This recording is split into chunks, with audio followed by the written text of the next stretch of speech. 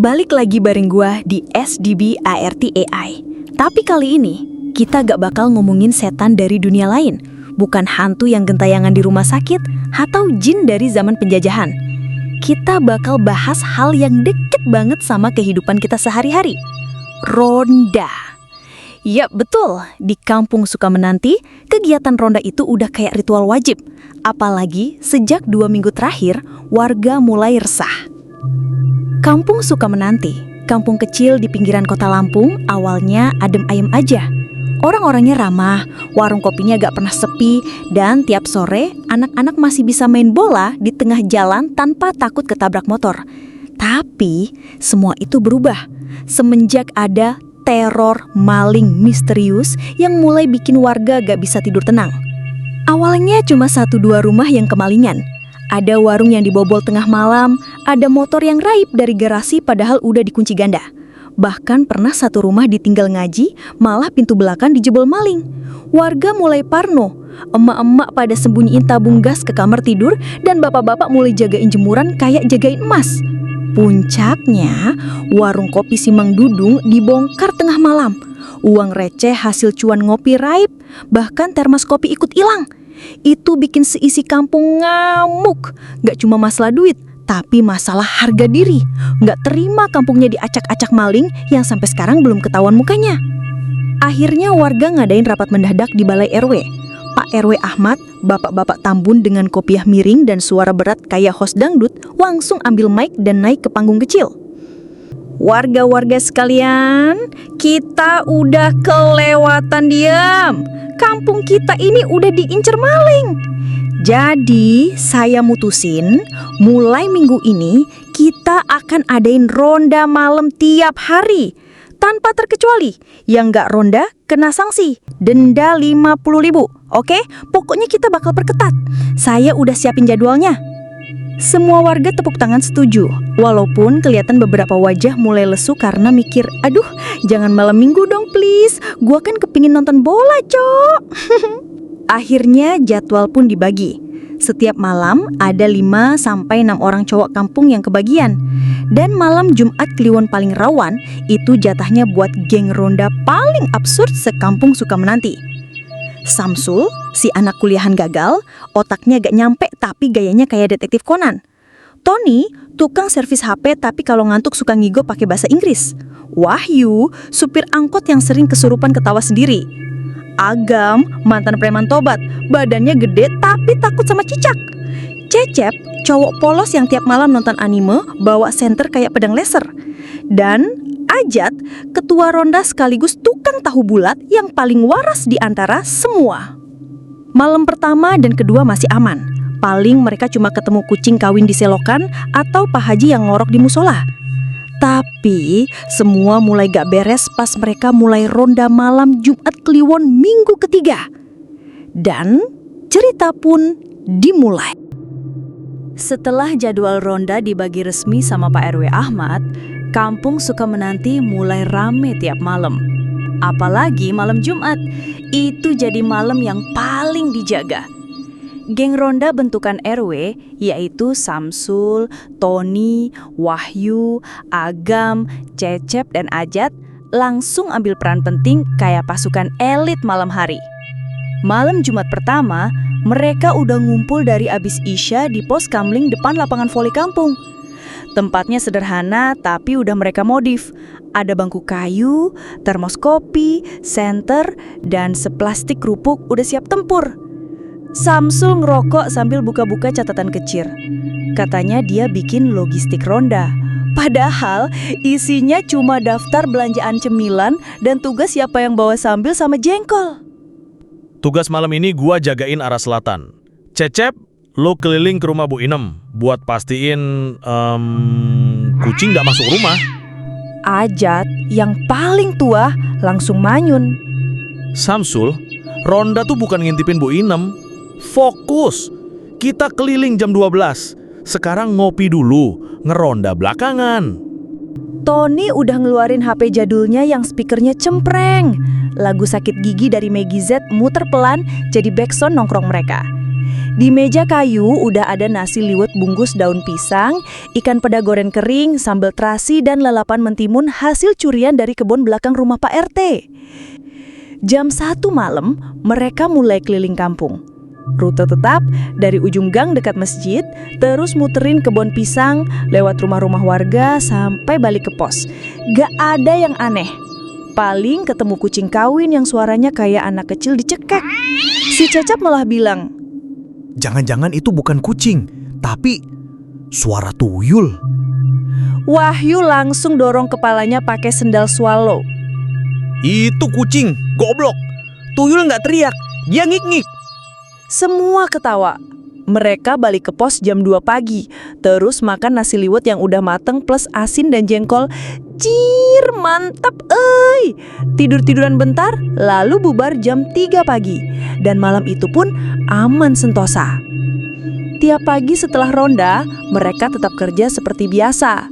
Si Tony buka lapak servis HP, Samsul bantu nyuci mobil di gang, Wahyu bawa angkot jurusan pasar, Agam jualan tahu bulat, dan Cecep nonton kartun anime yang judulnya Madam Ikeh-Ikeh. Minggu berikutnya, malam Jumat kedua, mereka kumpul lagi. Posisinya sama, gaya sama, tapi kali ini Cecep gawa gorengan 3 bungkus. Ajat datang belakangan karena harus ngurusin ayam tetangganya yang kabur masuk rumah duka. Gak ada yang aneh.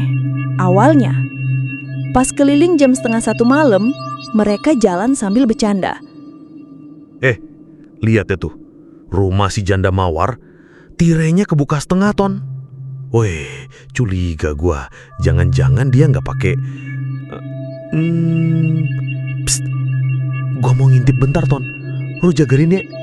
Si Agam langsung jalan pelan-pelan ke arah rumah Bu Mawar, ambil ranting terus plak, kepalanya dipukul pakai senter sama Ajat. "Hoi, dasar ngaco. Lu pikir ini ronda atau audisi jadi maling? Balik lu ke barisan. Jangan bikin malu tim ronda suka menanti." Semua ketawa ngakak.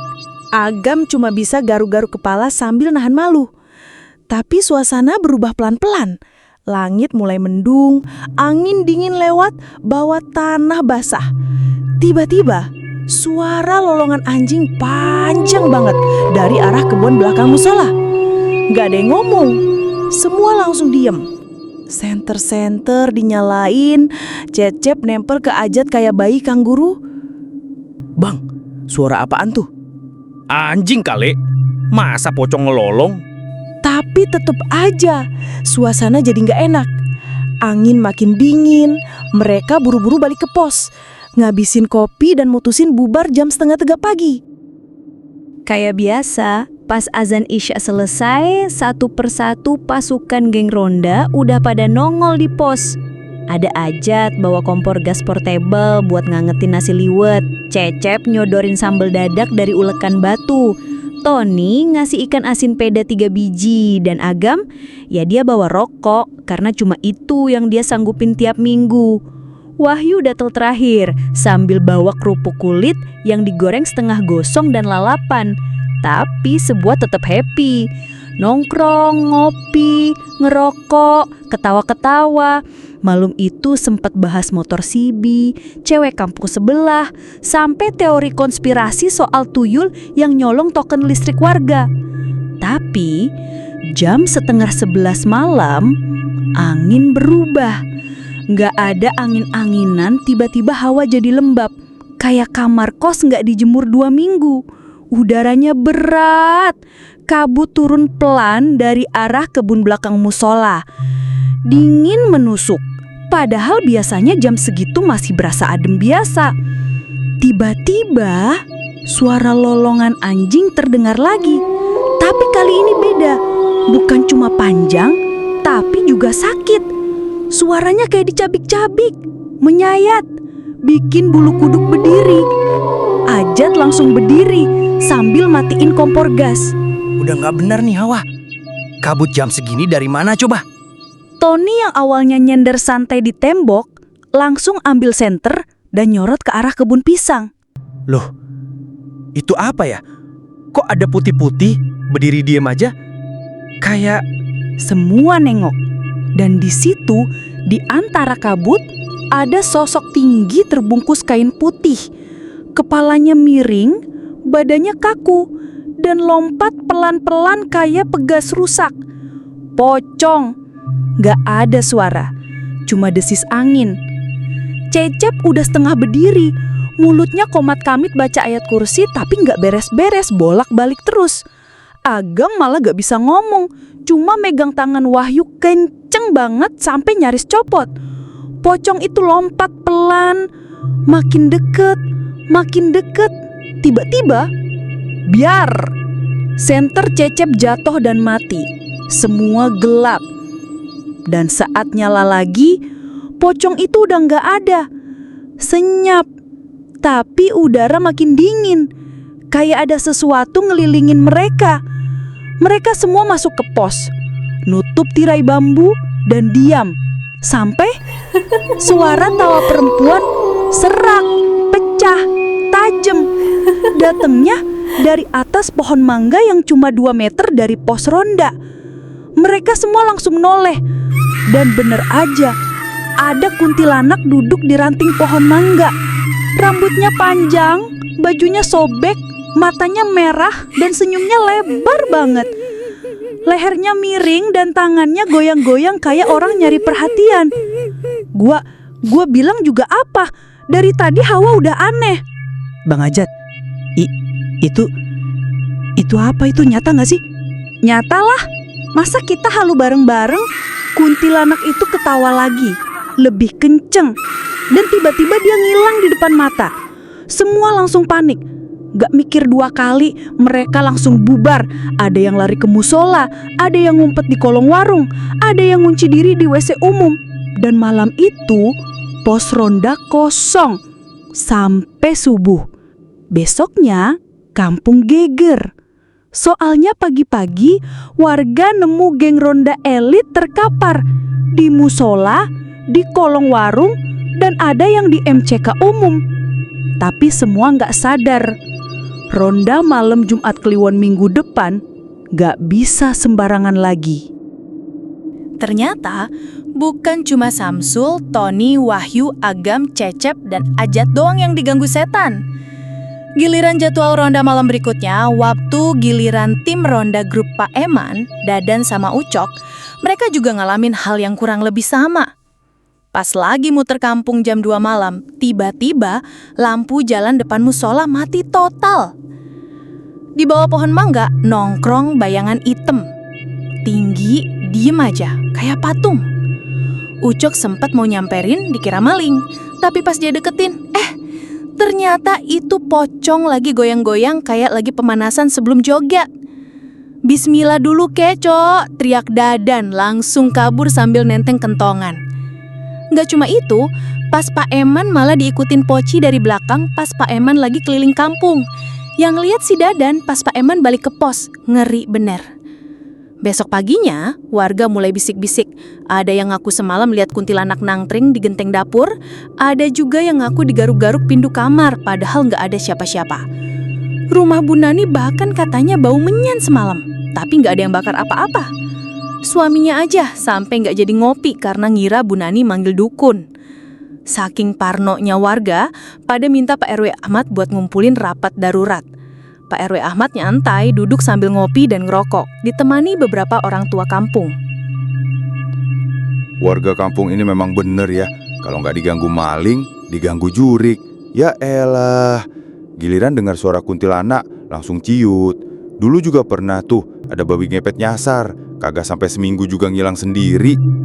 Tapi ini gangguan sampai ke dalam rumah, Pak. Saya tidur aja diganggu. Dikira saya ikut ronda kali ya? Santai, namanya juga jurik, hantu, bebongkong, atau apalah. Lihat warga panik juga mungkin mereka seneng, tapi nanti juga bosen sendiri. Jurik juga butuh hiburan, bapak-bapak, ibu-ibu. Dan bener aja, minggu berikutnya, tanpa sebab yang jelas, gangguan itu mulai hilang. Nggak ada lagi suara lolongan anjing di malam Jumat, nggak ada lagi pohon pisang yang goyang sendiri. Pocong dan kuntilanak kayak menguap begitu aja, kayak pensiun dini. Anak-anak ronda bisa napas lega, Samsul bisa tidur nyenyak, Tony bisa ngopi tanpa mikir poci, Agam gak mikir buat ngintip bilik orang, dan Ajat bisa fokus ke kerjaan pagi tanpa ngantuk berat. Warga mulai tenang lagi, bahkan mulai ada yang ngira kalau si Jurik cuma nyasar dan gak sengaja numpang main bentar. Tapi Cecep masih trauma. Dia masih nginget saat dia ngeliat pocong di belakang panci nasi liwet malam itu. Dan Wahyu juga belum lupa gimana Kunti itu ngikutin dia sampai ke WC umum kampung. Tapi hidup terus berjalan, dan malam Jumat nggak pernah berubah. Ronda kampung memang jalan terus, maling belum tentu datang, tapi setan mah kadang nongol duluan. Tapi yang paling penting, kekompakan warga kayak Ajat, Agam, dan kawan-kawan justru bikin suasana tetap hidup. Mereka takut tapi nggak lupa ketawa. Dan katanya nih di pojokan belakang musola, kadang pocong itu masih nongkrong sendirian, nunggu giliran ronda siapa yang bakal dia ganggu minggu depan. SDB Art AI undur diri, salam misteri dan bye-bye.